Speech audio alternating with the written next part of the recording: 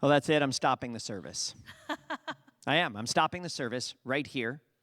It's actually an old tradition in smaller communities, especially in the Jewish communities in Europe. If people had a claim, if they had a problem, if they had an issue that wasn't being dealt with, and they couldn't find another way to deal with it, they could stop the service. This is a real thing. They would stand up in the middle of the service and stop it, but like Jews, every other way, there were rules. You had to stop the service a certain number of times during the week before you could stop it on Shabbat. Because you had to first, make your case with a limited amount of, the lesser amount of disruption. And then you make your case. And so I'm telling you right now, I'm stopping the service. We have made the case too many times on weekdays. Why are there still hostages in Gaza? Why are there women still being sexually abused every day by criminal terrorists in Gaza? And the world's authorities that are supposed to speak about Me Too and are supposed to speak against violence against women say nothing. Does that mean that what happened in northern Gaza this week around the humanitarian aid is okay? Of course not. Does it mean that Israel hasn't done a number of things in the context of the war, in this war initiated by Hamas, in which Israel had a very limited number of choices that were not ethically difficult?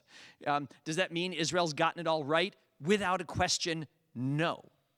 But that's a matter of tactically right. There is right and there is wrong. And a world that claims to have some kind of structure that looks after people's, human rights, women's human rights, even Jewish women's human rights, has to stop pretending about what's happening in the world. And has to say that if they're going to bring again and again and again and again to the Security Council this resolution for Israel to stop defending itself, and that resolution for Israel to stop defending itself, and maybe another resolution for Israel to stop defending itself, maybe they should defend these innocent, many of them pro-Palestinian as well as pro-Israeli, Israeli women and men who, if they're lucky, will have a life that continues that is ruined. So I'm sick of going on. I'm sick of pretending that the latest event in a painful news cycle is the only one we should focus on.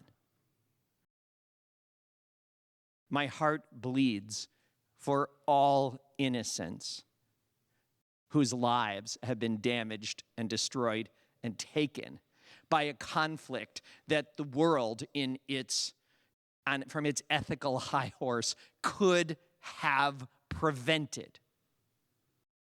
Israel was not going to prevent a war in Gaza after what Hamas has done and continues to do to Israel every day since October 7th. At no point was there a call for Hamas to cease fire on October 7th or 8th or 9th or 10th or you name it.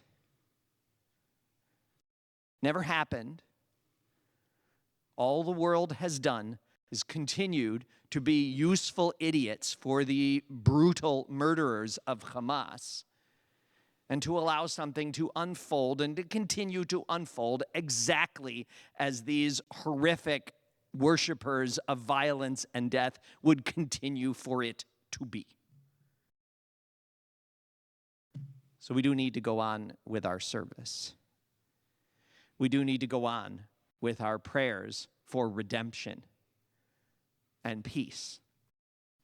And we need to go on in a world where we don't have to take it from these people who have failed the people of Israel and have failed the people of Palestine and have failed women on every side and have failed children on every side, that they should stand on some podium or on some bridge or anywhere else and tell us about morality.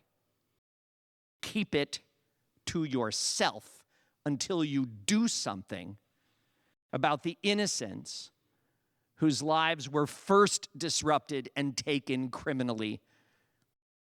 And then we'll talk. I don't want to talk anymore, so maybe we'll pray.